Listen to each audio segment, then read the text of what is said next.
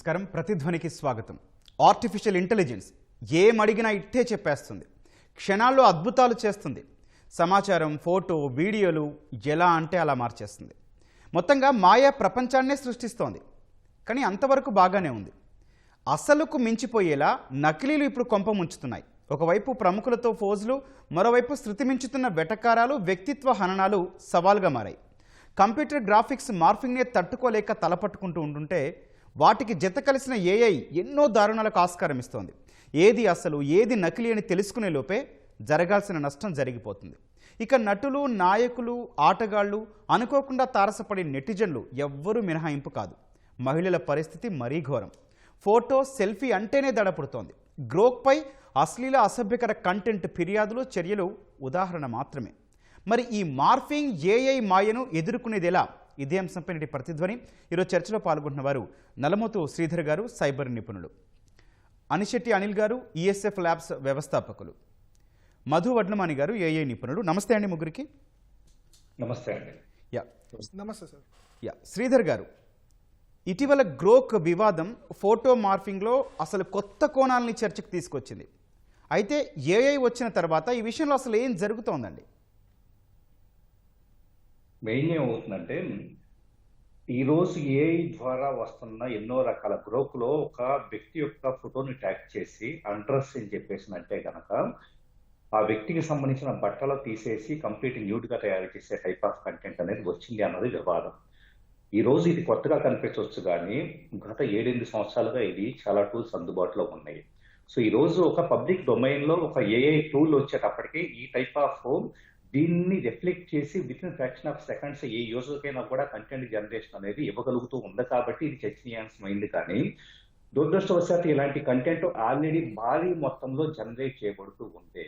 ఆన్లైన్లో ఎన్నో forums, adult forums, వీటన్నిటికి వెళ్తే కనుక ఇలాంటి కంటెంట్ విడిగా ఎంతో మంది నటీనటుల దగ్గర నుంచి, జనరల్ యూజర్స్ దగ్గర నుంచి వీళ్ళందరికీ కూడా అండర్స్టాండింగ్ టూల్స్ అనేది వచ్చి ఉన్నాయి. ఎందుకు వచ్చి ఉన్నాయి అంటే కనుక మీరు అన్నట్లు గ్రోక్ ఒక్క సమస్య కాదు. గ్రోక్ ఎందుకు వివాదాస్పదం అవుతుందంటే, ఎలాన్ మస్క్ ప్రపంచంలో స్వేచ్ఛావాదానికి, అంటే ఎలాంటి కంటెంట్ అయినా యూజర్ క్రియేట్ చేసుకోవచ్చు, దే షుడ్ హ్యావ్ రైట్స్ అని చెప్పేసి అనే దృక్పథం కలిగి ఉన్న వ్యక్తి కాబట్టి మిగతా టూల్స్ లో కొన్ని ఫిల్టరింగ్ మెకానిజమ్స్, గైడ్ లైన్స్ అనేది ఇవ్వబడినా కూడా దీంట్లో గ్రోక్ లో వచ్చేటప్పటికి వాటన్నిటిని బైపాస్ చేసే విధంగా కంటెంట్ జనరేషన్ చేయడానికి స్కోప్ ఉంది. కాబట్టి వివాదాస్పదమైంది.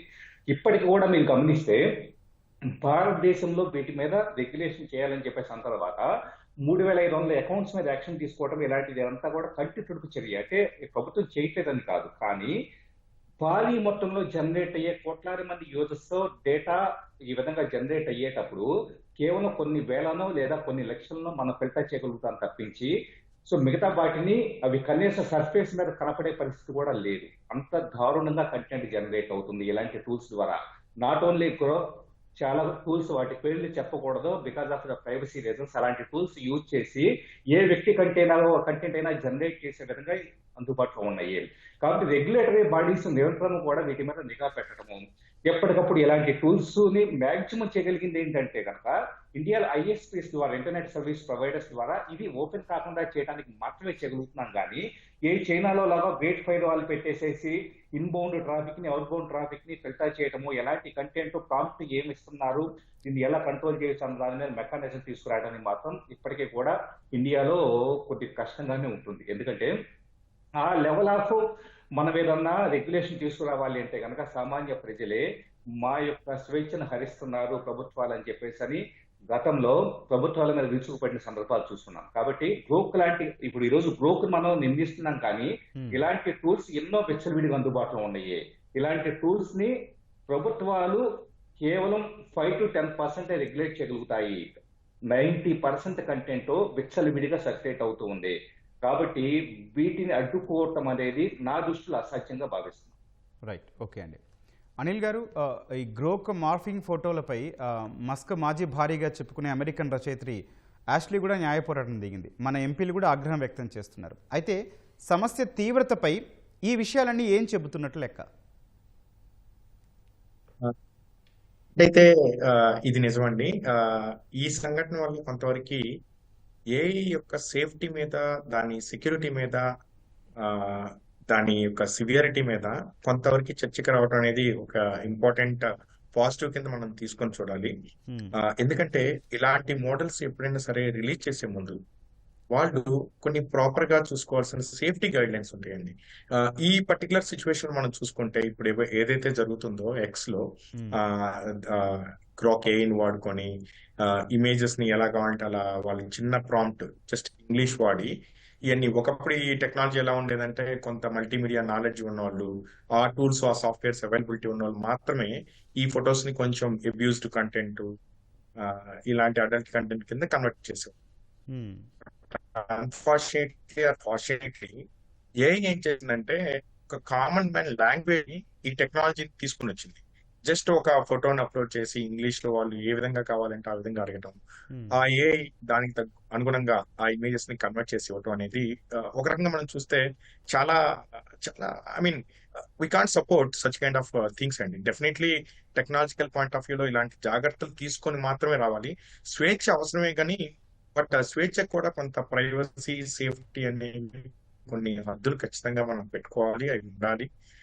అది ఒక ఇంపార్టెంట్ ఆస్పెక్ట్. సో ఖచ్చితంగా ఒక డిజిటల్ హెరాస్మెంట్ కింద మనం తీసుకోవచ్చు. ఎందుకంటే ఈ రోజు మన ఎంపీలు కానీ వీళ్ళు లేకపోతే ఉమెన్ కామన్ మెన్ ఎవరైనా ఉమెన్ ఏంటండి వాళ్ళ privacy safety as big as celebrities కి ఎంత ఇంపార్టెంటో వాళ్ళ ఫ్యామిలీ మెంబర్స్ కానీ వాళ్ళ యొక్క పర్సనల్ ప్రైవసీ కానీ అంతే ఇంపార్టెంట్. సో ఖచ్చితంగా దీన్ని అందరూ కూడా వ్యతిరేకించాల్సిందే. డెఫినెట్లీ ఇలాంటివి రాకుండా ఫ్యూచర్ లో ఉండాలి అంటే వీటిని డిఫ్యూజన్ మోడల్స్ అంటారు. అంటే ఇమేజ్ మోడల్ ఏఐలో రకరకాల మోడల్స్ ఉంటా ఉంటాయి, కొన్ని వాయిస్ అని కొన్ని వీడియో మోడల్స్ అని, ఇలాంటి కొన్ని వందల మోడల్స్ ఓపెన్ సోర్స్ ప్లాట్ఫామ్స్ లో ఫ్రీగా అవైలబుల్ గా డౌన్లోడ్ చేసుకోవడానికి రెడీగా ఉన్నాయి. అంటే అలాంటి మోడల్స్ ని ఎవరైనా సరే డౌన్లోడ్ చేసుకొని వాళ్ళు బిల్డ్ చేసుకున్న ప్లాట్ఫామ్స్ ని ఇలాంటివి చేయడానికి చాలా ఆస్కారం ఉంటుంది. అదేవిధంగా కొన్ని ఇప్పుడు మేము మాట్లాడుకునే ప్రొప్రైటరీ మోడల్స్ అంటారు. అంటే కమర్షియల్ గా వాళ్ళు పే చేసి ఇలా తీసుకుంటారు. అసలు జరగడానికి మెయిన్ రీజన్స్ ఏంటంటే కొన్ని ఫొటోస్ ని వీళ్ళు అప్లోడ్ చేయడం వల్ల వ్యూవర్స్ పెరిగితే వాళ్ళకి కొన్ని క్రెడిట్ పాయింట్స్ వస్తాయి, కొంత మనీని ఈ ప్లాట్ఫామ్స్ సోషల్ మీడియా ప్లాట్ఫామ్స్ ఇస్తా ఉంటాయి. దానికోసం అని చెప్పి ఇలాంటివి ఈ ఒక trick publicity more users visit చేయాలంటే ఇలాంటి ఫోటోలు వాడుతూ ఉంటారు. మనం తీసుకోవాల్సింది ఖచ్చితంగా చూసుకోవాల్సింది అంటే మన ఫొటోస్ ఎక్కడెక్కడ ఇమేజెస్ అప్లోడ్ చేసాం అనేది చాలా ఇంపార్టెంట్ గా చూసుకోవాలి. ఎస్పెషల్లీ సెలబ్రిటీస్ అయితే మాత్రం కొంతవరకు అది కంట్రోల్ చేయడం కష్టమే. కాకపోతే ప్లాట్ఫామ్ యూజర్స్ ఎవరైతే ఈ ప్లాట్ఫామ్స్ డెవలప్ చేస్తున్నారో వాళ్ళు పెట్టుకోవాల్సింది సేఫ్టీ బై డిజైన్ ఉండాలి. రెండోది వచ్చేసి ట్రేసబిలిటీ అనేది అండి మోస్ట్ ఇంపార్టెంట్. ఈ ఫొటోస్ ని ఎవరు అప్లోడ్ చేస్తున్నారు, ఎక్కడ చేస్తున్నారు అనేది ఉండాలి. ఈ రెండు కూడా చాలా జాగ్రత్తగా తీసుకోవాలి. తీసుకోకపోతే ఫ్యూచర్ లో జరిగే ఇలాంటివి ఎన్నో, ఇప్పుడు గ్రాక్ అనేది ఒక మోడల్ తో మనం స్టార్ట్ చేస్తాం. ఇందాక మనం అనుకున్నట్లు కొన్ని వందల మోడల్స్ ఇలాంటివి రెడీగా ఉన్నాయి. మేబీ అది ఇంకా పబ్లిక్ లోకి రాలేదు. ఇలాంటివి అయితే మనం ఫ్యూచర్ లో చూసుకోవాల్సిన జాగ్రత్తలు అయితే చాలా ఉన్నాయి. మన ప్రైవసీని మనమే చూసుకోవాలి. ప్లాట్ఫామ్ యూజ్ చేసేటప్పుడు కొంత రెస్పాన్సిబుల్, దీన్ని యాక్చువల్ గా రెస్పాన్సిబుల్ ఏఐ అంటాం. అంటే ఒక ఏఐ ప్లాట్ఫామ్ ని లాంచ్ చేసేటప్పుడు అది ఎంతవరకు రెస్పాన్సిబుల్ గా ఉంది అనేది కూడా కొంత మనం మానిటరింగ్ చేసుకోవాల్సిన నీడ్. రైట్ అనిల్ గారు. మధు గారు మీరు చెప్పండి. గ్రోక్ ఒక్కటే కాదు, చాలా ఏఐ చాట్బాట్ వేదికలపై ఇట్లాంటి ఫిర్యాదులు వస్తూనే ఉన్నాయి. కంప్యూటర్ గ్రాఫిక్స్తోనే దారుణాలు చేస్తున్నారని అనుకుంటుంటే ఇప్పుడు ఏఐ కూడా జత కలిసి సమస్యను ఎట్టు తీసుకెళ్తోంది అసలు? సో ఫస్ట్ ఆఫ్ ఆల్ ప్రేక్షకులకు నమస్కారం అండి. సో ఈ ప్రాబ్లం అన్నది ఇప్పుడు వచ్చింది కాదండి. సో ఇదంతా ఎందుకు క్రియేట్ చేస్తున్నారంటే యూజర్స్ క్రియేట్ చేసాడో అది ఒక పైశాచిక ఆనందం కింద నేను కన్సిడర్ చేస్తాను. సో ఎప్పుడైనా సరే ఒక టెక్నాలజీ వచ్చినప్పుడు యూజింగ్ ఫర్ ఎవ్రీథింగ్ అన్నది ఒక రెండు టెర్మినాలజీస్ మనం ఉంటుంది. టెక్నాలజీ అన్నది ఎప్పుడైనా సరే మనకి మానవాళికి హ్యూమన్కి అందరికీ హెల్ప్ అవ్వాలి, కానీ అది మిస్యూజ్ అయ్యేటట్లు ఉండకూడదు. ఇది ఒక కార్టూన్గా క్రియేట్ చేసానో లేకపోతే ఒక ఎడ్యుకేషన్ పాయింట్ ఆఫ్ లోనో లేకపోతే ఎవరికైనా ట్రైనింగ్ పాయింట్ ఆఫ్ లోనో లేదంటే మనకి యూసేజ్ పాయింట్ ఆఫ్ లోనో ఆర్టిఫిషియల్ ఇంటెలిజెన్స్ మెయిన్ పర్పస్ ఏంటి? It has to make sure that the human ఉన్న ప్రాబ్లమ్స్ని సాల్వ్ చేయడం. కానీ ప్రాబ్లమ్ సాల్వ్ చేయడం కాదు కదా, ప్రాబ్లమ్స్ క్రియేట్ అవుతున్నాయి కదా. సో దీనికి సో మెయిన్లీ ఏంటంటే దీన్ని ఎరాడికేట్ చేయాలంటే ఫస్ట్ ఆఫ్ ఆల్ క్రియేట్ చేసే ఏ సాఫ్ట్వేర్ అయినా సరే లిమిటేషన్స్ మనం పెట్టుకోవాలి సార్. ఆర్టిఫిషియల్ ఇంటెలిజెన్స్ అన్నది ఎలా అంటే ఇప్పుడు మీరు ఇంట్లో ఎవరైనా అలౌ చేశారు అనుకోండి, to what extent you will allow them. Okay me dining room, kitchen, me bedroom వాటి అన్నిటికీ అలౌ చేయరు కదా. సో లిమిటేషన్స్ పెట్టుకోకపోవడం వల్ల వచ్చే ప్రాబ్లమ్స్ ఇవన్నీ. కానీ సంస్థలన్నీ ఎప్పుడైతే ఇవి జరుగుతున్నాయని పెద్ద పెద్ద సంస్థలు తెలుసుకుంటాయో అవి వెంటనే స్టాపేజ్ మెకానిజం కూడా స్టార్ట్ చేస్తాయండి. కానీ ఇలా మెల్లిమెల్లిగా అన్ని వెబ్సైట్స్ పుట్టుకుని వస్తూనే ఉంటాయి. ఇక్కడ ఏంటంటే మెయిన్ ఏంటంటే human responsibility in terms of creation is more important అండి. అది కానీ స్టార్ట్ మొదలు పెడితే కనుక ఈ ప్రాబ్లమ్స్ రావండి. AI is for responsible purpose, అంటే not for everything and anything అండి. Yeah right. అంటే మధు గారు మీరు చెప్తుంది చూస్తే అసలు ఈ ఫేక్ కంటెంట్ వ్యాప్తికి ఆయా ఏఐ సంస్థలు ఎంతవరకు బాధ్యత వహించాలండి? అది first of all the purpose of the creating the website are the platform అది ఉండదండి ఎవరికి కూడా. వాళ్ళు మంచి ఇంటెన్షన్తోనే స్టార్ట్ చేస్తారు, కానీ కంట్రోల్ మెకానిజమ్స్ అనేది సెట్ చేయాలి. సో అథెంటిసిటీ లెవెల్ సెట్ చేయాలి, ఒక ప్లాట్ఫామ్, ఒక డోమ్ లాంటి ఒక వ్యవస్థ తయారు చేయాలి. అప్పుడు ఏంటంటే మీరు తప్పు చేయాలన్నా సరే తప్పు చేయలేం కదా. ఫర్ ఎగ్జాంపుల్ ట్రాఫిక్ సిగ్నల్ దగ్గర రెడ్ పెడితే క్రాస్ అవ్వకూడదు, క్రాస్ అయితే ఫైన్ పడుతుంది. ఇది ఒక బేసిక్ ప్రిన్సిపల్. ఇమాజిన్ అసలు ట్రాఫిక్ లేని టైంలో ఇలాంటి ఉండేదంటే లేదు, అది పెట్టాల్సి వచ్చింది because of the traffic has been increased. ఇక్కడ ఏలో కూడా అలాంటి ఏంటంటే ఒక రూల్స్ అండ్ రెగ్యులేషన్స్ అన్నది కానీ ఫామ్ అయ్యాయి అనుకోండి, ప్లాట్ఫామ్ యూజర్స్ ఎవరైతే క్రియేట్ చేస్తున్నారో ఏ ప్లాట్ఫామ్స్ వాళ్ళకి మనకి దేని మీదైనా సంతకం పెడితే ఒక 10 రూల్స్ ఎలా ఉంటాయో దీనికి కూడా అలాంటి రూల్స్ వస్తాయండి. అది వచ్చినాడు ప్రపంచంలో ఏ టూల్ గురించి కూడా మనం భయపడాల్సిన అవసరం లేదు. హ్యావింగ్ సెడ్ దట్, ఎవరైనా ఒక ఆనందం కోసం చేశారు అనుకోండి, వేరే వాళ్ళు ప్రతిష్టని దిగజార్చినట్లు. అది హ్యూమన్స్లో లేడీస్ కావచ్చు, జెంట్స్ కావచ్చు, అది తెలిసి వ్యాప్తి చెందే లోపల ఆ సైకలాజికల్ స్ట్రెస్కే చాలామంది ప్రాణాలు కూడా పోతున్నాయి. అంటే ఒక క్వశ్చన్ సహజంగా ఉత్పన్నమవుతుంది, యాప్ తయారు చేసేటప్పుడే ఇలాంటివి వాళ్ళు గమనించరా అండి? ఎందుకంటే ఒక క్వశ్చన్ ఉత్పన్నం అవుతుంది కదా, ఇప్పుడు జీమెయిల్ వాడారు, యూట్యూబ్ వాడారు, వాట్సాప్ వాడారు, ఎక్కడ ఇట్లాంటి అసభ్యతకి తావు లేదు, అసలు చర్చ కూడా రాని పరిస్థితి ఉంది మనకి అప్పటి నుంచి చూస్తున్నా కూడా. కానీ ఇక్కడికి వచ్చేసరికి ఈ మధ్య కాలంలో ఎందుకు ఒక న్యూడ్ వైపే వెళ్లాల్సి వస్తుంది? అసభ్యత అసలు విషయం కన్నా కూడా దీని మీద ఎక్కువ ఫోకస్ అవుతుంది కదా. మిస్యూజ్ చేసే వాళ్ళ మెంటాలిటీ ఎలా ఉందంటే వాళ్ళు ఎన్ని దారులు ఉన్నా సరే వేరే దారి వెతకడానికి ట్రై చేస్తారండి. దానికి ఇప్పుడు ఎవరైనా సరే మనకి ఏ ఫోటో అయినా సరే ఫర్ ఎగ్జాంపుల్ షేర్ చేసేయచ్చు, ఏదైనా చేయొచ్చు అనే ఒక మెంటాలిటీ ఉన్నప్పుడు ఆ మెంటాలిటీ ఒక రెస్ట్రిక్షన్స్ మనం పెట్టగలగాలి. వాడే వాళ్ళ పరంగా ఓకే, కానీ మేకింగ్ దగ్గర సమస్య రావట్లేదా? మేకింగ్ దగ్గర intention of the creating app ఎప్పుడు కూడా అలా ఉండదండి. ఎందుకంటే అందరూ మంచి ఇంటెన్షన్తోనే ఒక యాప్స్ అనేది క్రియేట్ చేస్తారు. ఫర్ ఎగ్జాంపుల్ ఏ ప్లాట్ఫామ్ అయినా మీరు తీసుకోండి, లిమిటేషన్స్ అందరూ పెట్టారంటే ఎప్పుడైనా సరే అందరూ మంచిగా చేయడానికి అని చెప్పి చూస్తారు, కానీ ఇలాంటి అన్ఎక్స్పెక్టెడ్ థింగ్స్ అందరు వాళ్ళకు కూడా ఒక సడన్ సర్ప్రైజ్గానే ఉంటుంది వాళ్ళ టీం, ఎంటైర్ టీంకి కూడా. సో అది ఒక రకంగా చెప్పాలంటే మనం ఎలా షాక్ అయ్యామో వాళ్ళ ఇంటర్నల్ టీంలో కూడా అంతకన్నా ఎక్కువ షాక్ అవుతారండి. ఎందుకంటే మాకు తెలిసి ఇప్పుడు ఐటీలో మామూలు జరిగినప్పుడు ఏదైనా ఒక ఎర్రర్ జరిగితే ఇంటర్నల్గా టెక్నికల్ టీం ఎంత స్ట్రగుల్ అవుతుంది అన్నది మాకు తెలుసు. ఎవరు ఇంటెన్షనల్గా ఇర్రెస్పాన్సిబుల్గా ఒక యాప్ అన్నది క్రియేట్ చేయరండి, కానీ అది చేసినప్పుడు మనం ఇలాంటి చర్చా వేదికలు కావచ్చు, ఏదైనా ఒక మెసేజ్ అన్నది వెళ్తుంది పబ్లిక్కి, ఒక మెసేజ్ అనేది కాన్స్టిట్యూషన్కి వెళ్తుంది, ఒక మెసేజ్ అన్నది ఎంటైర్ వరల్డ్కి వెళ్తుంది. అది మోర్ ఇంపార్టెంట్. శ్రీధర్ గారు, మనం ప్రాంప్ట్ ఇస్తే చాలు ఏఐ సాయంతో ఫోటోలు కానీ వీడియోలు కానీ ఎట్లా అంటే క్షణాల్లో క్రియేట్ అయిపోతాయి. ఇక్కడ గోప్యత పరిస్థితి ఏంటి? కాపీరైట్ వంటి నిబంధనల పట్టింపులు ఏమీ ఉండవా అండి? ఒకప్పుడు డిఎంసీఏ యాక్ట్ గురించి ఎక్కువగా మాట్లాడుతుండేవారు, అంటే డిజిటల్ మిలియన్ కాపీరైట్ యాక్ట్ అని చెప్పేసి. ప్రపంచవ్యాప్తంగా కూడా ఎలాంటి కంటెంట్ అయినా కూడా, అది ఒక బుక్ కావచ్చు, లేకపోతే మ్యూజిక్ కావచ్చు, లేకపోతే ఒక వ్యక్తికి సంబంధించిన ఫోటోను ఒక సంస్థ లోగోను కావచ్చు, all these are command the DMCA notice అండి. సో ఎక్కడన్నా హోస్టింగ్ సర్వర్స్ కి డిఎంసీఏ నోటీస్ పంపిస్తే కనుక they have to take down the content from the server. So ఈ రోజు మీరన్న కాపీరైట్ అనే పదానికి అర్థం లేకుండా పోయింది. ఉన్నట్టు మనం ప్రాక్టికల్ గా చెప్పుకోవాలంటే కాపీరైట్ అనే పదం అనేది పూర్తిగా బ్లర్ అయిపోతుందండి. ఎందుకు బ్లర్ అయిపోతుందంటే, ఏది కాపీ రైట్? నా ఫేస్ కాపీ రైటా, మీ ఫేస్ కాపీ రైటా, ఒక సెలబ్రిటీ ఫేస్ కాపీ రైటా, లేకపోతే కనుక నా properties of any organization copy రైటా? కాపీ రైట్ అనే దాన్ని డిఫైన్ చేయడానికి స్కోప్ లేదు. సో ఈ మోడల్స్ అన్ని కూడా జనాలంతా పిచ్చి పట్టినట్లు ఏం చేస్తున్నారంటే కనుక ఒక కొత్త ఫీచర్ రాగానే, ఒక కొత్త ఇది రాగానే వీళ్ళ సొంత కంటెంట్ అప్లోడ్ చేసేసి, ఇమేజెస్ అంతా అప్లోడ్ చేసి మోడల్ని ట్రైనింగ్ చేస్తూ ఉన్నారు. రేపు ఫర్ ఎగ్జాంపుల్ ఒక 30-40 years ఏజ్ ఉన్న ఒక సౌత్ ఇండియన్ పర్సన్, సో ఇద్దరు వైఫ్ అండ్ హస్బెండ్ ఒక బీచ్ లో ఎంజాయ్ చేస్తున్నారు, రొమాంటిక్ గా స్పెండ్ చేస్తున్నారు, నేను ఒక ప్రాంప్ట్ ఇచ్చాను అనుకోండి. సో అది క్రియేట్ చేస్తుంది. ఎలా క్రియేట్ చేస్తుంది? Based on hour models, based on south Indian features. మనం ట్రైన్ చేసిన, మనం సౌత్ ఇండియన్ పీపుల్ అప్లోడ్ చేసిన ఇమేజెస్ నుంచి ఫీచర్స్ ని కాపీ చేసుకొని మన ఫేసెస్ ని ర్యాండమ్ గా జనరేట్ చేసేసి ఆ మోడల్స్ నుంచి తయారు చేస్తుంది. మరి ఇక్కడ కాపీ రైట్ అనే దాన్ని ఎక్కడ డిఫైన్ చేయగలుగుతున్నాం? ప్రైవసీ. ఇంకొకటి ఎండ్ యూజర్ లైసెన్స్ అగ్రిమెంట్ అంటారు, EULA. ఒక అప్లికేషన్ ఇన్స్టాల్ చేసేటప్పుడైనా కూడా అది చాట్ జీపీటీ కావచ్చు, గ్రాక్ కావచ్చు, ఇంకా ఏ యాప్ ఇన్స్టాల్ చేసేటప్పుడైనా కూడా మనం స్పెసిఫిక్ గా యూఎల్యూ అనే దాన్ని ఒకసారి చదివిన తర్వాత వెబ్ అప్లికేషన్స్ లో కానీ లేదా మొబైల్ అప్లికేషన్స్ లో కానీ మనం పర్మిషన్స్ ఇచ్చేటప్పుడు సో వాళ్ళ కంటెంట్ ఎలా హ్యాండిల్ చేస్తున్నారనే దాన్ని మనం చదవకుండానే సింపుల్ గా యాక్సెప్ట్ కొట్టేసేస్తున్నాం. వాటిలో చాలా స్పెసిఫిక్ గా టర్మ్స్ ఉంటాయి. ఏమని, మేము మా మోడల్ ట్రైనింగ్ కోసం వీటిని వాడుతూ ఉంటాం, లేదా మెమరీగా అక్కడ ఒక ఫీచర్ ఈ మధ్య కాలంలో ఇది మీకు పర్సనలైజ్డ్ సెషన్స్ పర్సనలైజ్డ్ కంటెంట్ చేయాలంటే కనుక మెమరీగా సేవ్ చేసుకుంటాము. ఇలాగ మల్టిపుల్ ఆస్పెక్ట్స్ లో మన డేటాని మన ప్రైవసీని వాళ్ళు కొల్లగొడుతూ ఉన్నారు. సో కాపీ రైట్ అనే దానికి ఇంకా ప్రైవసీ అనే దానికి అర్థం ఎక్కడ ఉంది చెప్పండి. శ్రీధర్ గారు, మీరు చెప్తున్న పాయింట్ ప్రకారమే మనకి టర్మ్స్ అండ్ కండిషన్స్లో 1,00,000 పెట్టే యాప్స్ కావచ్చు, వాట్ ఎవర్, కానీ అక్కడే ఎందుకు ఫిల్టరేషన్ రావట్లేదు? అడల్ట్ కంటెంట్ కావాలా, లేకపోతే దీన్ని మిస్యూజ్ చేస్తున్నారా, అట్లా అయితే యాప్ పనిచేది, ఇట్లాంటివి పెట్టడానికి ఏంటి, ఎక్కడొస్తుంది ప్రాబ్లం?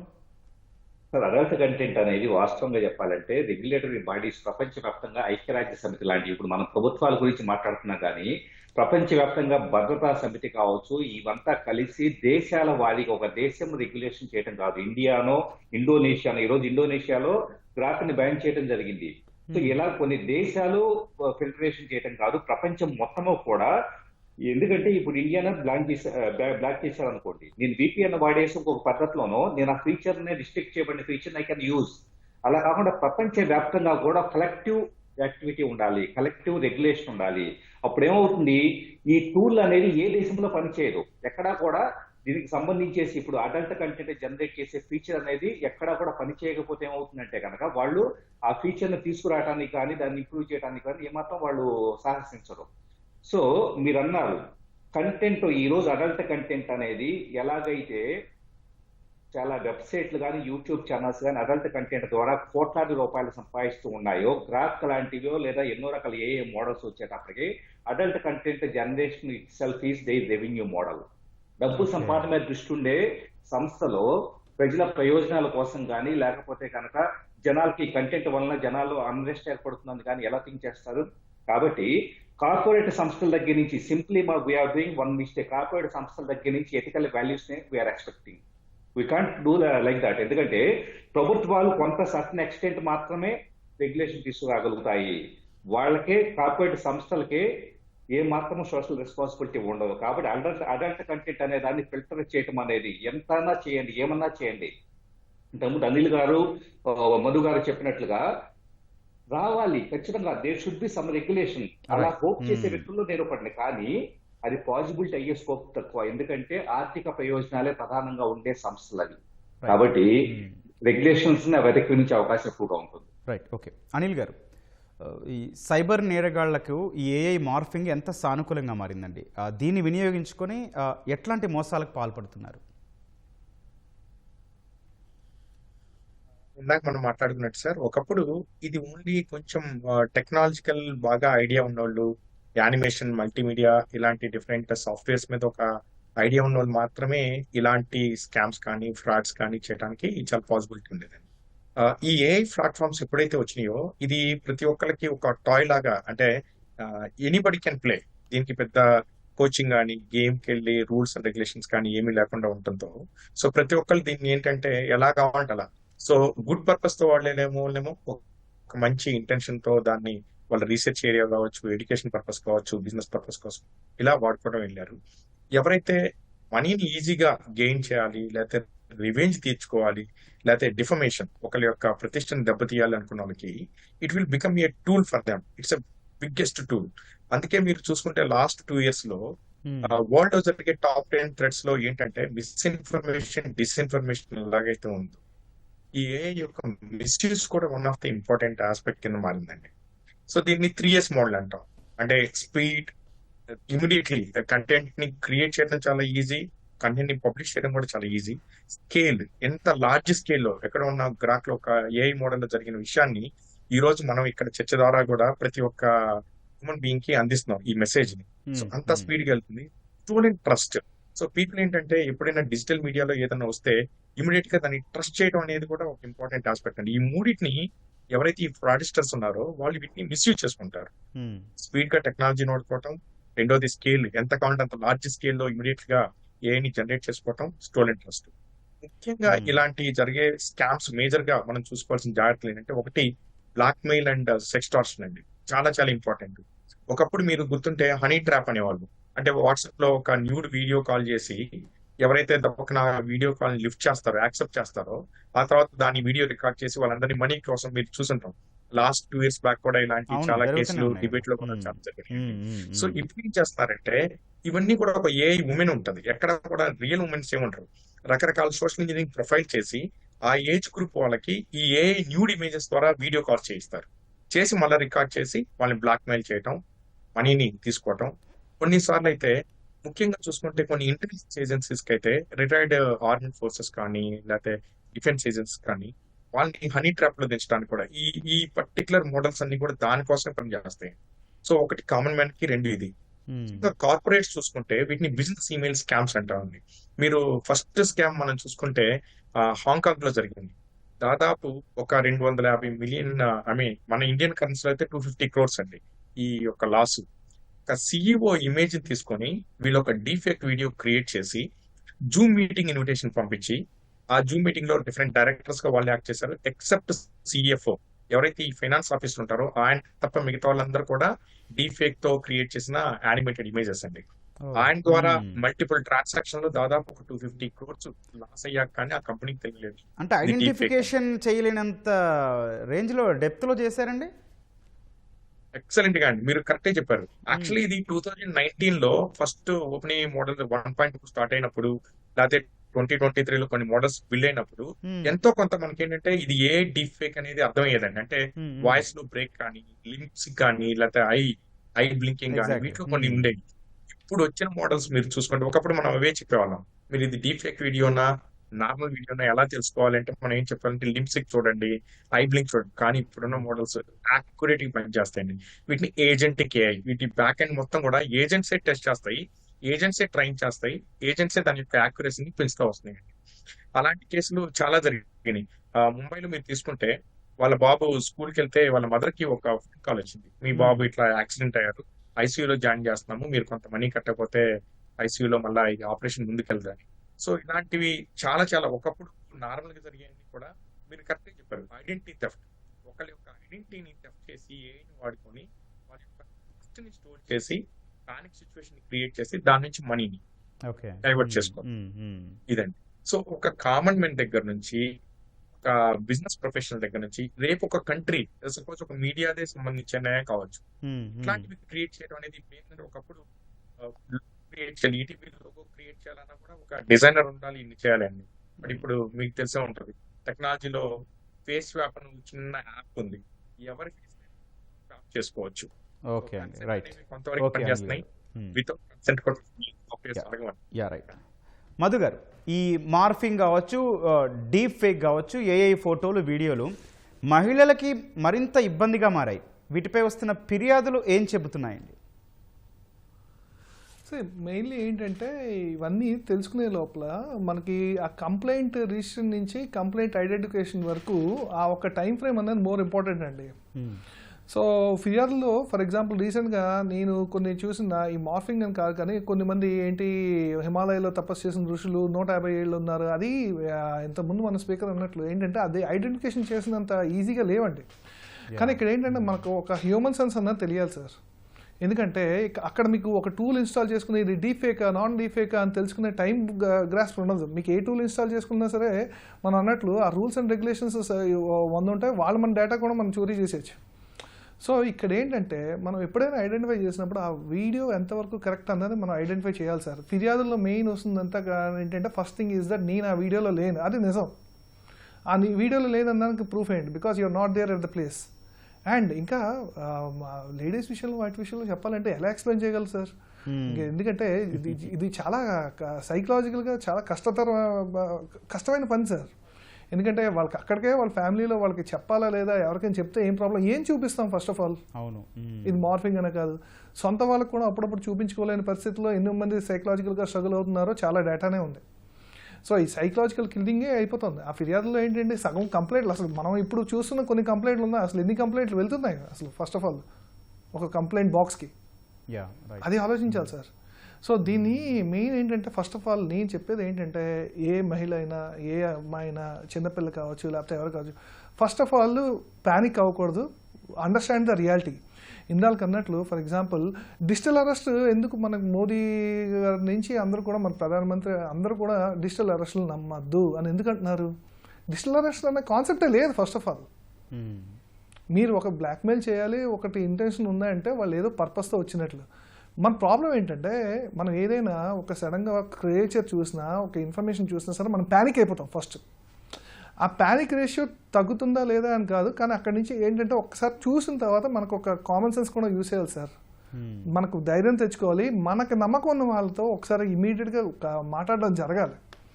దీన్ని బట్టి కావచ్చు పిల్లల్ని సోషల్ మీడియాకి ఇంట్రడ్యూస్ చేయాలంటే కూడా పేరెంట్స్ భయపడుతున్నారు. సెలబ్రిటీలు వాళ్ళ పిల్లల ముఖాలు చూపించడానికి కూడా ఇంట్రెస్ట్ చూపించట్లేదు.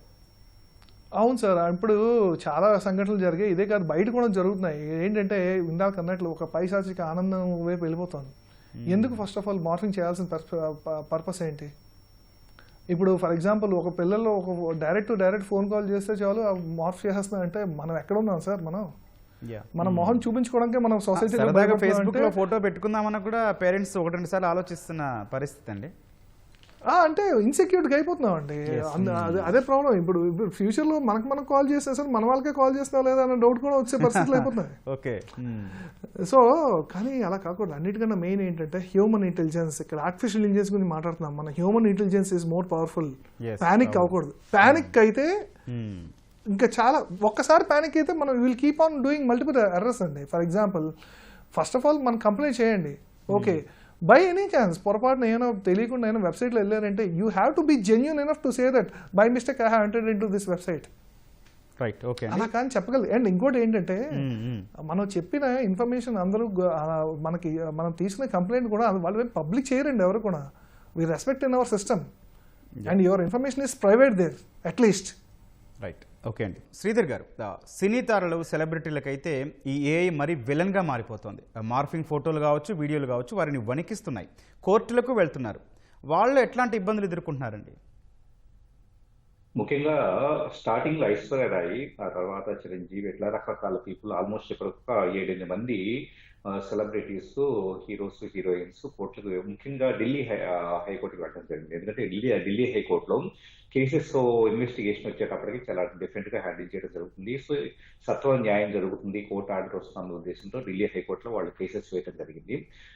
నిజంగా చెప్పాలంటే ఇది పెద్ద ఛాలెంజింగ్ అండి. సెలబ్రిటీస్ ని ప్రజలు ఎలా అభిమానిస్తారో, ఎలా ఓన్ చేసుకుంటారో, at the same time celebrities ని ఈ విధంగా ఏఐ ద్వారా విడిగా కంటెంట్ జనరేట్ చేయడము.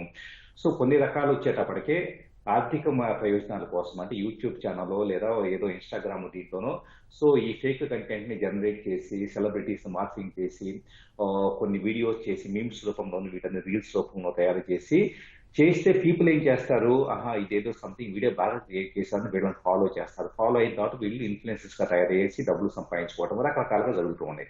ఇది పెద్ద ఛాలెంజ్. ఎందుకంటే సెలబ్రిటీస్ వాళ్ళ యొక్క వ్యక్తిగత స్వేచ్ఛను కోల్పోతూ ఉన్నారు. వాళ్ళ సినిమా ప్రమోషన్ కోసమో, వాళ్ళ సొంత కంటెంటో లేదా వాళ్ళు ఏలో చేసిన కంటెంటో జనరేట్ చేయడం వేరు. ఏ మాత్రం అనుమతి లేకుండా ఎవరు పెడితే వాళ్ళ మీద హక్కులు తీసుకొని వాళ్ళని విడిగా తయారు చేసేసి, అంటే ఎవరో ఒక రోడ్డు మీద పోయి ఏ వ్యక్తితో కలిసేసి ఒక హీరోయిన్ డాన్స్ చేస్తున్నట్టుగా క్రియేట్ చేసేసి వీడియో పెట్టారు అనుకోండి, ఆటోమేటిక్ గా వాళ్ళని డిగ్రేడ్ చేసినట్లే, వాళ్ళ యొక్క సోషల్ స్టేటస్ ని డిగ్రేడ్ చేసినట్లే. సో ఇలాగా తెలియకుండా రకరకాల కంటెంట్ ను వాళ్ళని తీసుకురావడం, కొన్ని సందర్భాల్లో మార్పుడు కంటెంట్ లో న్యూడ్ వీడియోస్ వచ్చిన సందర్భాలు మనం చూస్తున్నాం. సో వాటి మీద కేసులు వేసిన సందర్భాలు ఉన్నాం. సో ఎక్కడైనా నిజంగా చెప్పాలి అంటే కనుక కొన్ని ఫోరమ్స్ లో చూస్తే, నేను పోలీస్ డిపార్ట్మెంట్ కి సిఐడికి ట్రైనింగ్ ఇస్తూ మా దగ్గరకు వచ్చే కొన్ని కేసెస్ ని ప్రాక్టికల్ గా చూస్తే కనుక ఎన్నో రకాల we have database of almost 5,000 to 6,000 vBulletin forums.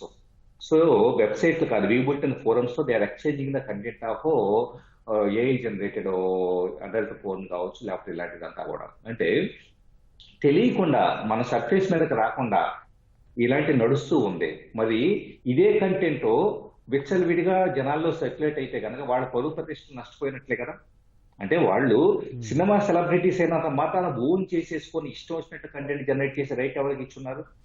So ఇంతకుముందు మీరు అన్నట్లు ప్రైవసీ సెక్యూరిటీ అనేది ఇట్స్ ద రైట్ ఆఫ్ ఒక భారతీయ రాజ్యాంగం అనేది ఒక వ్యక్తికి కల్పించిన స్వేచ్ఛ, ప్రైవసీ, వీటన్నిటిని కూడా ఒక రకం కాలు రాసినట్లు అవుతుంది. అందుకని ఐటీ యాక్ట్ లో ఇప్పటికొచ్చిన అమెండ్మెంట్స్ మాత్రమే కాదండి, ఐటీ యాక్ట్ లో ఏఐ బేస్డ్ కంటెంట్ ఇలాంటి వాటికి సంబంధించి కొత్త అమెండ్మెంట్స్ వచ్చి వీటి మీద ఎవరన్నా కానీ ఏ వెబ్సైట్ వాళ్ళైనా ఈ రోజు not only AI tools, A website వాళ్ళు కానీ ఏ సోషల్ మీడియా అకౌంట్ కానీ ఎవరైనా కానీ ఈ టైప్ ఆఫ్ కంటెంట్ రీప్రొడ్యూస్ చేస్తే కనుక, షేర్ చేస్తే కనుక దే షుడ్ బి రెస్పాన్సిబుల్ అని చెప్పేసి అన్న దానికి ఇంప్రిజన్మెంట్ కావచ్చు, ఫైన్ కావచ్చు వేయాలని చెప్పేసి అనే టైప్ లో రెగ్యులేషన్ తీసుకొస్తే తప్పించేసి ప్రజలు ఒక రెస్పాన్సిబుల్ సిటిజన్స్ గా మారే అవకాశం లేదు. శ్రీధర్ గారు, మీరు ఇంత టెక్నాలజీ అప్డేట్స్ అన్ని చూస్తున్నారు కదా, అడోబ్ ఫోటోషాప్ సిఎస్ నుంచి చూస్తే ఇప్పుడు లేటెస్ట్ వరకు ఏం మారింది, ఎందుకు ఇంత ఇబ్బంది పడే పరిస్థితి వచ్చింది?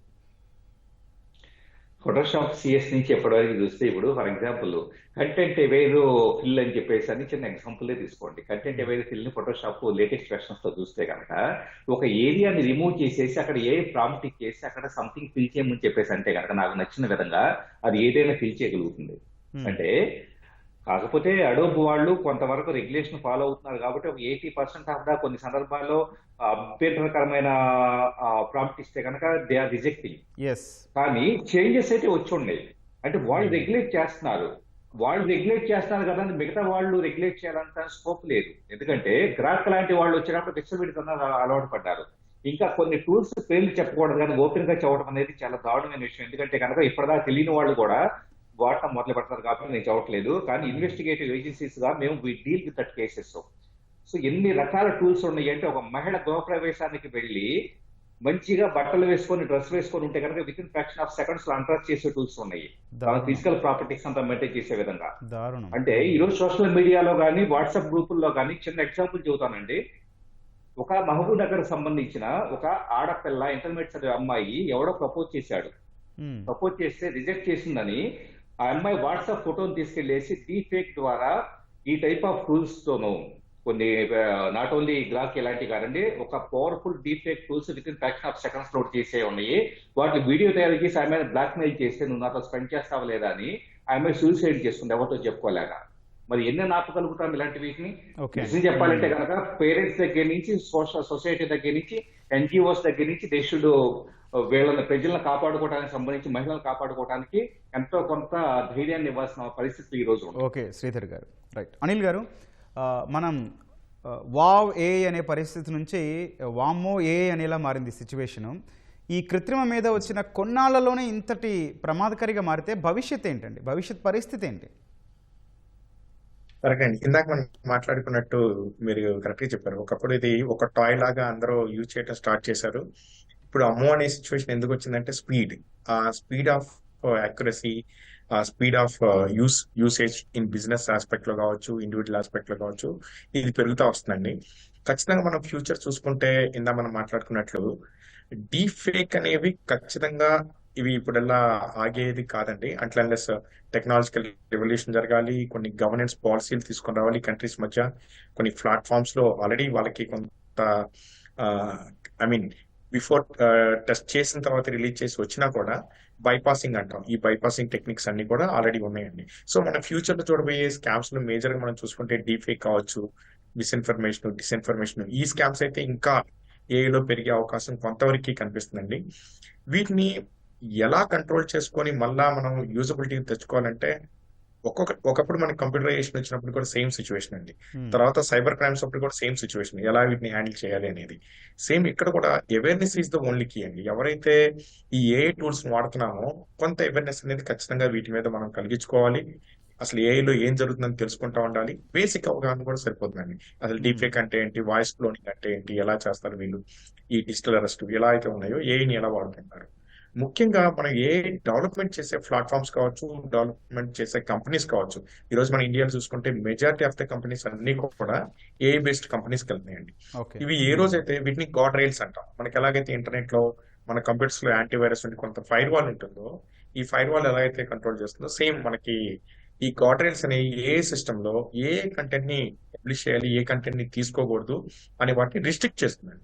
సో ఈ మోడల్ తయారు చేసే వాళ్ళందరి దగ్గర నుంచి ఖచ్చితంగా ఇవి ఫాలో అవుతున్నారా, అదేవిధంగా ఇంటర్నేషనల్ వైడ్ కూడా ఈ ప్రాబ్లం ఒక ఇండియాదే కాదండి, వరల్డ్ Hmm. వైడ్ ప్రతి చోట ఇదే ప్రాబ్లం ఉంది ఈ ఏఐ టెక్నాలజీతో.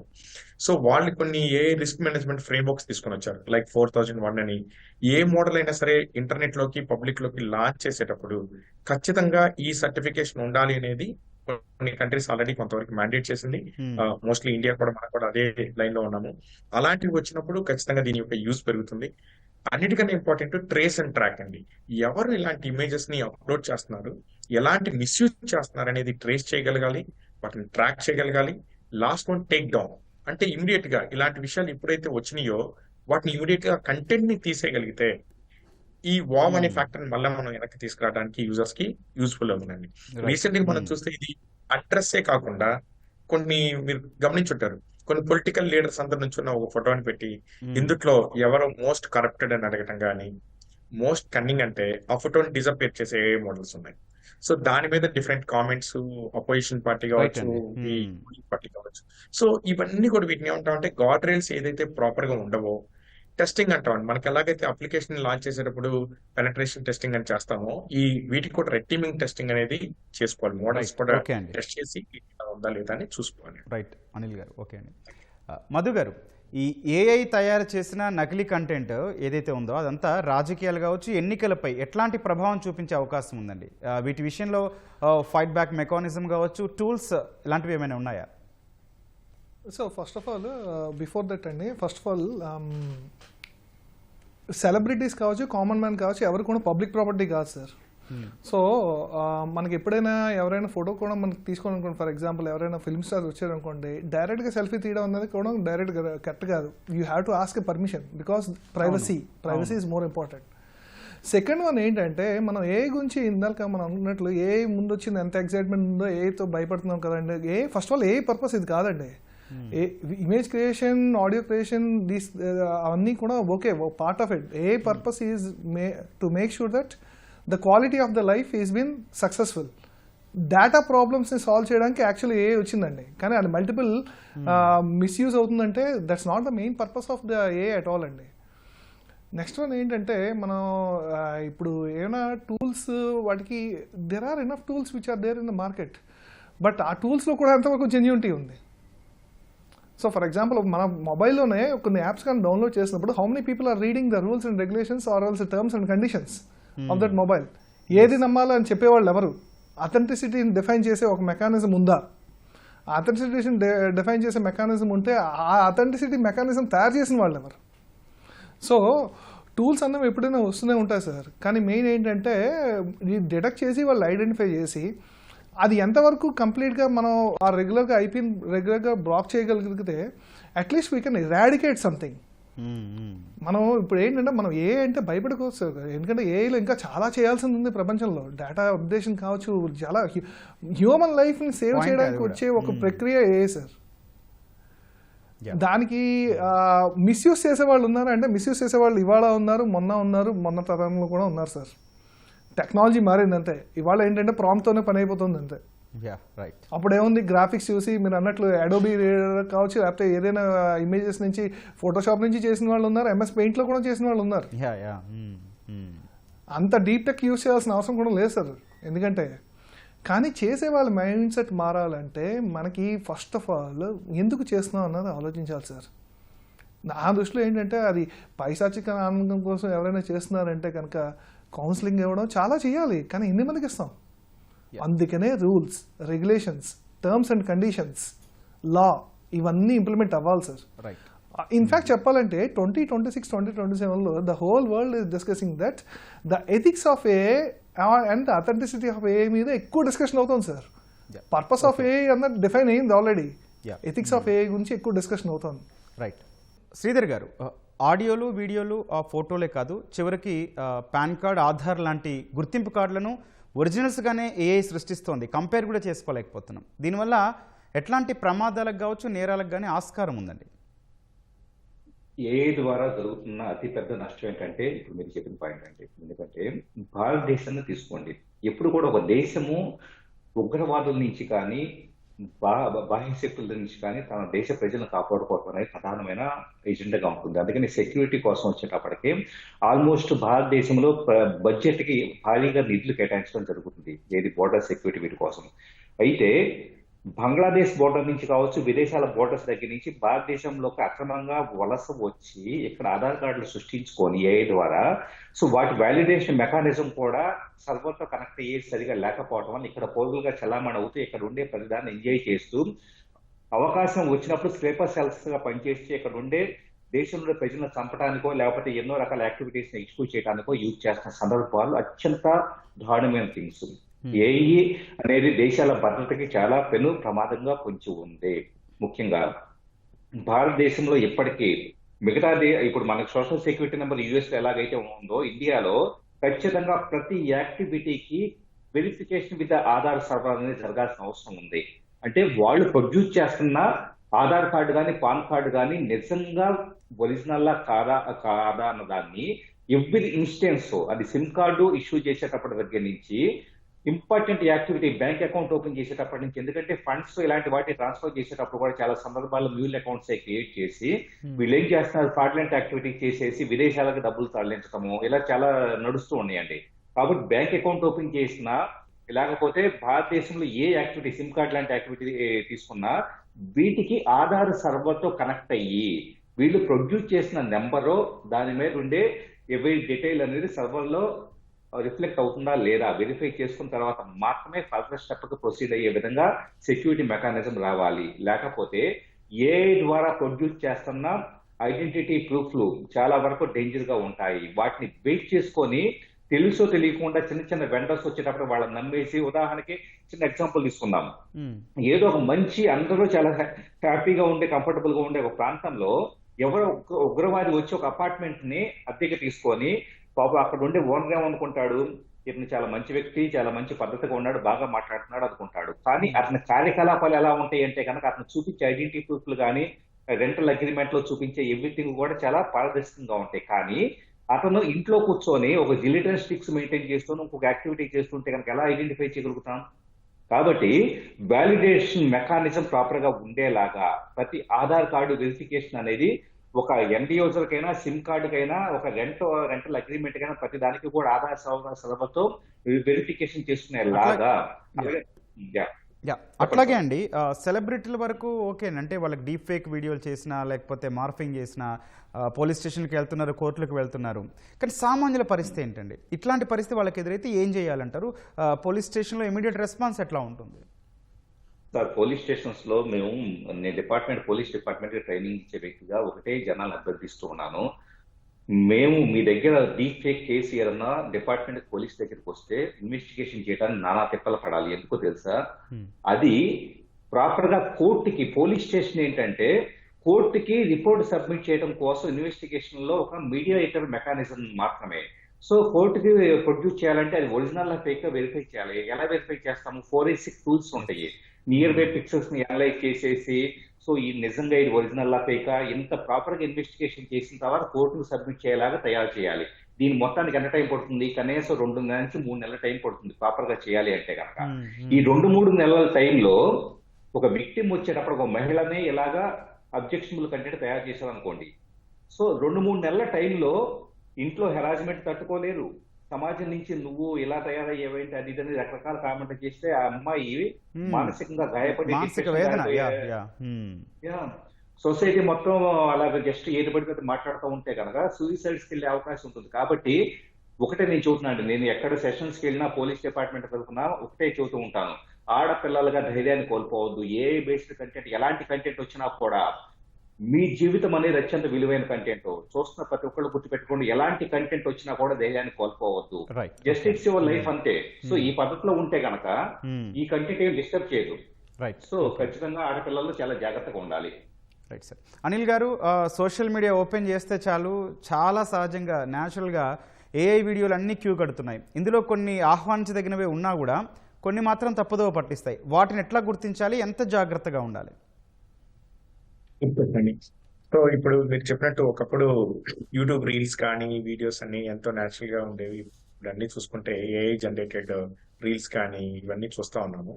ముఖ్యంగా యూజర్స్ మనము యూజ్ చేసేటప్పుడు ఈ ఏ ఎనీ సోషల్ మీడియా ప్లాట్ఫామ్స్ కానీ వీడియోస్ కానీ చూసుకునేటప్పుడు చూసుకోవాల్సింది ఫస్ట్ అసలు ఈ అకౌంట్ ఎవరు ఈ హోస్ట్ చేశారు, ఈ అకౌంట్ యొక్క జెన్యునిటీ ఏంటి అనేది ఒకటి వాలిడేట్ చేసుకోవాలండి. సో కంటెంట్ కన్నా ముందు కాంటెక్స్ట్.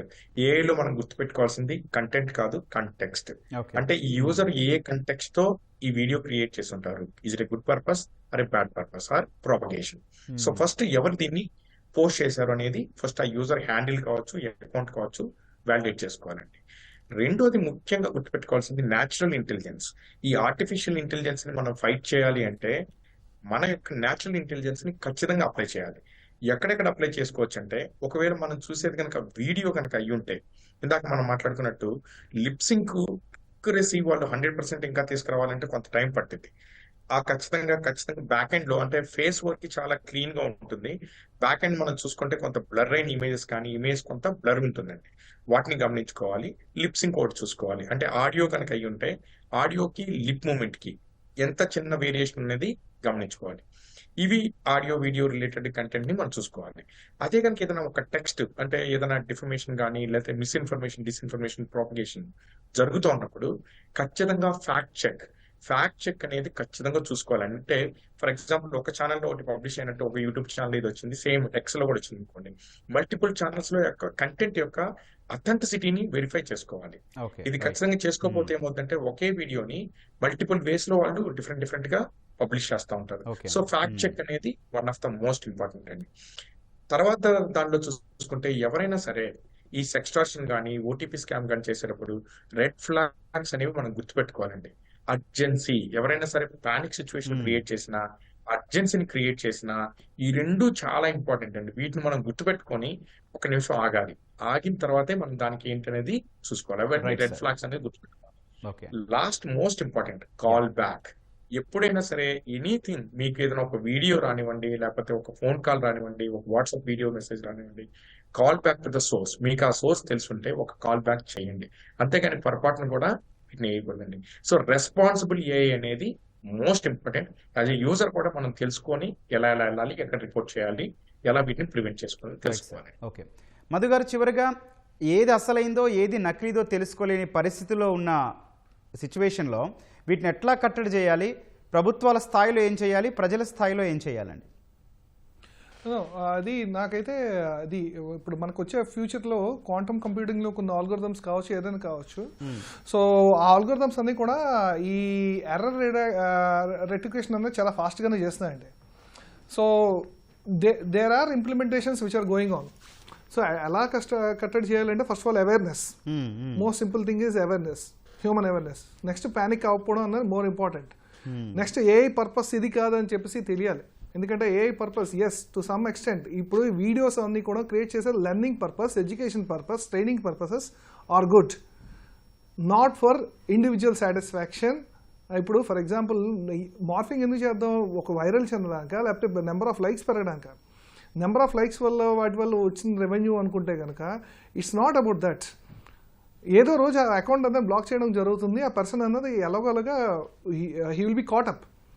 అది అవసరం ఏంటి? దానికంటే పర్పస్ఫుల్గా చేయాల్సిన చాలా పనులు ఉన్నాయి. ఫర్ ఎగ్జాంపుల్ అగ్రికల్చర్ కావచ్చు, మ్యానుఫ్యాక్చరింగ్ కావచ్చు, హెల్త్ కేర్, చాలా విషయాల్లో ఏ చేయాల్సినవి ఉన్నాయండి. ఫర్ ఎగ్జాంపుల్ అదే మార్ఫింగ్ వీడియో, ఫర్ ఎగ్జాంపుల్ ఎవరైనా చిన్నపిల్లడు ఏదైనా బాధపడుతూ వేరే టఫ్ స్టేజ్లో ఉన్నారంటే ఆ video if that can make a smile then that is good. But this is not needed. కానీ ఫ్యూచర్లో ఖచ్చితంగా in fact with in 6 or 7 months లోపలే there are some algorithms which are been running up అండి. The use cases ఎలా వస్తున్నాయంటే ఇవాళ ఒక complaint కానీ ఇస్తే కనుక కొన్ని నెలలు టైం పట్టచ్చు. కానీ there are some quantum techniques which are been coming in to the world where అది ఒక మేబీ విత్ ఇన్ వీక్స్ టైంలోనే అది తప్పని చెప్పి చెప్పగలగచ్చండి. ఇక్కడ ఇంకోటి ఏంటంటే మనం స్టార్టింగ్ నుంచి సెలబ్రిటీ ఒకటే కాదండి, ఎవ్రీ కామన్ మ్యాన్ కూడా అది ఇష్యూ. సెలబ్రిటీకి కావచ్చు, కామన్ మ్యాన్ కావచ్చు. ఇష్యూ అంటే ఇండివిజువల్ ఐడెంటిటీ కానీ మిస్ అయితే కనుక అది పొరుగు పోయినట్లే.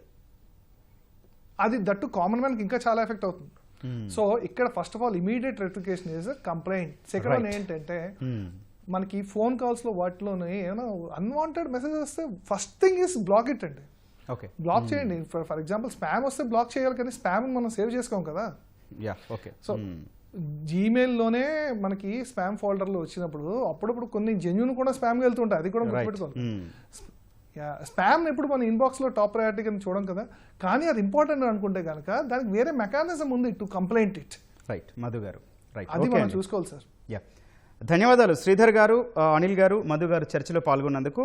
రైట్, టెక్నాలజీని డైలీ లైఫ్లో సులువు చేయడానికి వచ్చిన ఈ యాప్స్ పట్ల జాగ్రత్త అవసరం, అత్యంత అప్రమత్తత అవసరం. మన గోప్యతకు భంగం వాటిల్లితే పరిస్థితి ఏంటి అన్న స్పృహతో ఈ యాప్లను వాడకం మొదలుపెట్టాలి. ఇప్పటికే సెలబ్రిటీలు ఈ మార్ఫింగ్ వల్ల వణికిపోతున్న పరిస్థితి. అటు చైనా కావచ్చు, ఆస్ట్రేలియా లాంటి దేశాలు కొన్ని కఠిన నిబంధనలు తీసుకొచ్చాయి ఇంటర్నెట్ వాడకం కావచ్చు, ఈ యాప్ల వాడకంలో. సో మన ప్రభుత్వం కూడా ఇటువంటి విషయంలో కొంచెం కఠిన నిర్ణయాలు, అట్లాగే తయారీ విషయంలో కూడా కఠిన నిర్ణయాలు తీసుకోవాల్సిన అవసరం కనిపిస్తోంది. ఇది నేటి ప్రతిధ్వని. నమస్కారం.